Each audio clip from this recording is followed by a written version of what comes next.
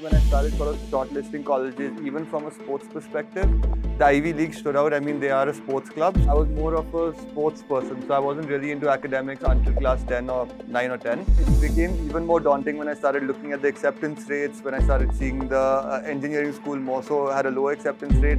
So, at one point in time, I was even reconsidering applying at all. A lot of people ask me, what did you study for your SATs or for your ACDs? Actually, before that, my score. Ivy Leagues are not really looking for 100% grades, or they're not looking for, someone who's just academic. They want someone who. Hi, my name is Aryaman Vir. Today I'm going to be talking a little bit about my experience of how I got into university, the things that led up there, how I chose my course. And I went to UPenn, so the whole program at Penn, what are the things that sort of got me there and what I'm doing currently in my life post my education at Penn. So the whole experience, I'll sort of take it step by step. And I'll start with my journey before Penn.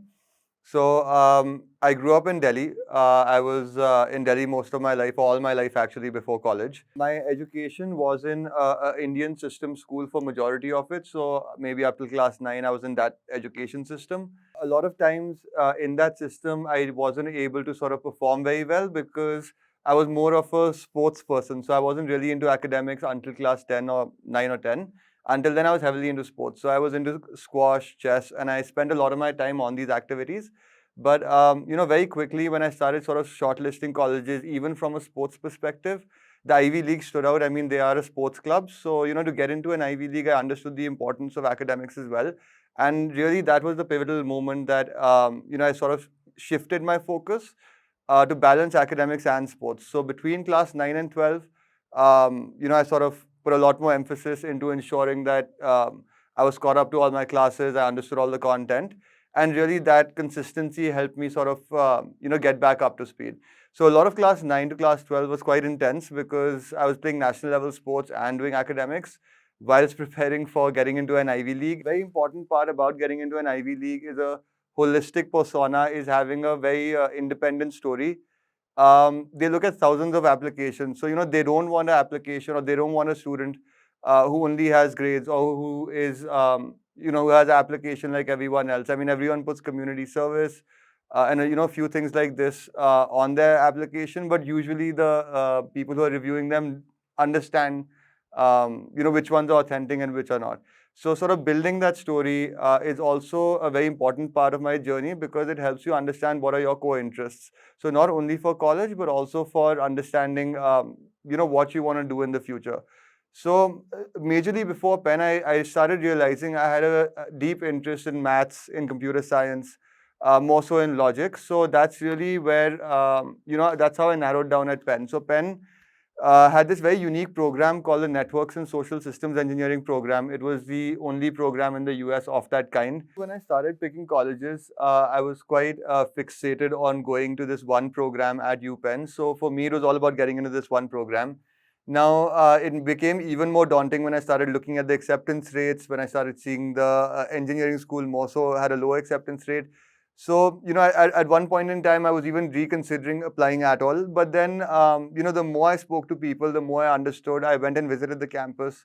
I realized that, Ivy Leagues are not really looking for 100% grades, or they're not looking for, someone who's just academic. They want someone who has a personality. They want someone who's able to tell their own story and has a differentiated, interesting perspective to add value, or to add that, sort of unique edge to the entire Penn community if and once you do get in. So I think that really helped me realize that just by conveying your story, by sort of doing what you're passionate about, and if you're able to put it across, definitely your interviewer will be able to tell. They spend a lot of time on each application. And really, that's what sets one apart. It's not the grades, it's really the ability to tell your own story. So I did give a lot of competitive exams. In fact, I was good at competitive exams, so I ended up giving more than what was required. I gave, if I remember correctly, 4 SAT2s.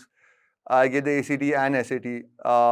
Yeah, but I did well in all of them. But I was sort of naturally good at giving standardized tests. So I guess I got lucky on that one. A lot of people ask me, what did you study for your SATs or for your ACTs? Actually, before that, my score. So I got a full in everything. ACT, SAT, SAT2s, I got 100% in everything. In ACT it was 36. In SAT 2 it is 800.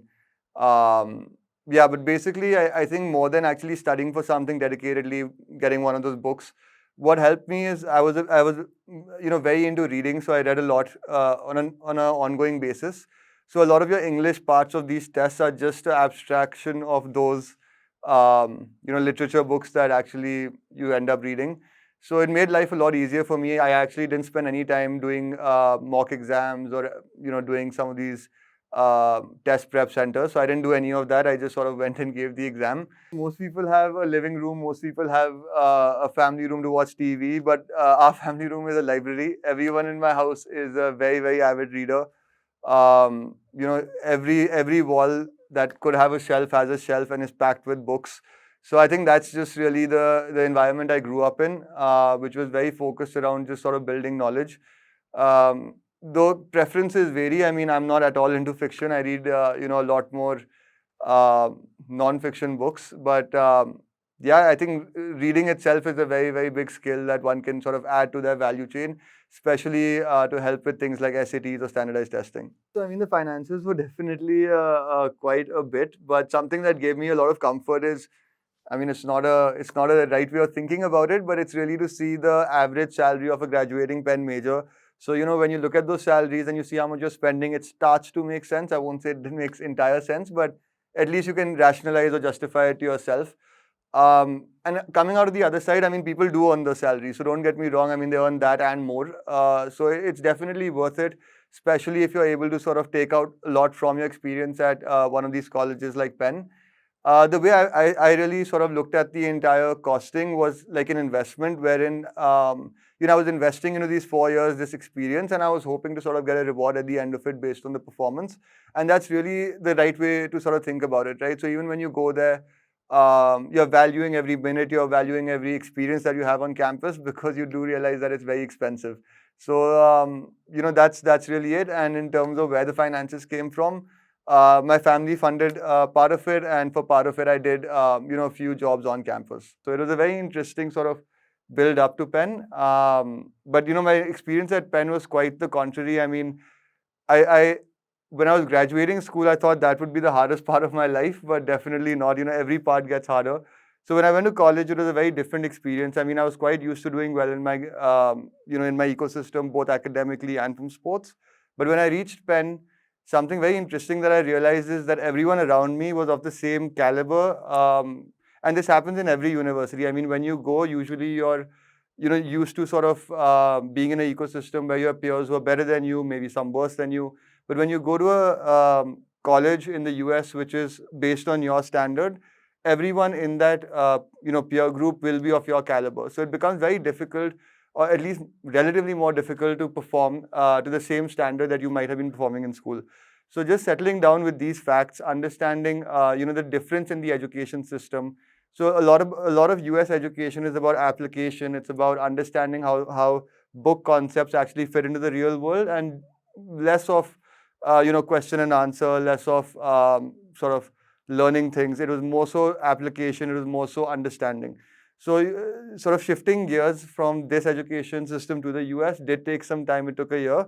But eventually, once I got the hang of it, it became quite seamless. So a lot of people do struggle when they go to the US to settle down to integrate, but it naturally does happen. So I think a big part of learning for me was understanding that there are a lot of resources that you can use in college to help you. So you have your teaching assistants, you have different professors, and a lot of them sort of take out that extra time and sit with you and work with you as long as you're passionate about what you're doing.